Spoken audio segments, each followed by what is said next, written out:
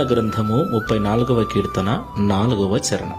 నేను యెహోవా యొద్ద విచారణ చేయగా ఆయన నాకు ఉత్తరమిచ్చెను.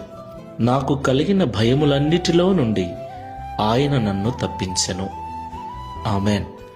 నా ప్రియమైన సహోదరి సహోదరులారా, ఈ లోకంలో జీవిస్తున్న మనమందరం కూడా కుటుంబాలుగా జీవిస్తూ ఉన్నాం. కుటుంబ క్షేమం కొరకు, కుటుంబ పోషణ కొరకు ప్రతి దినం ఉదయం లేచింది మొదలు రాత్రి పడుకునేంత వరకు అనేక చోట్లకు వెళుతూ ఉంటాం. అనేక రకాలైనటువంటి పనులు చేస్తూ ఉంటాం.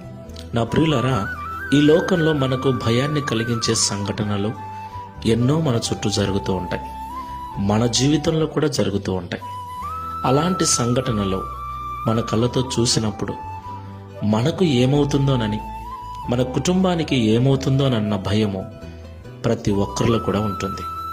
అలాగే రేపేమి జరుగుతుందో, రేపు ఎలా ఉంటుందోనన్న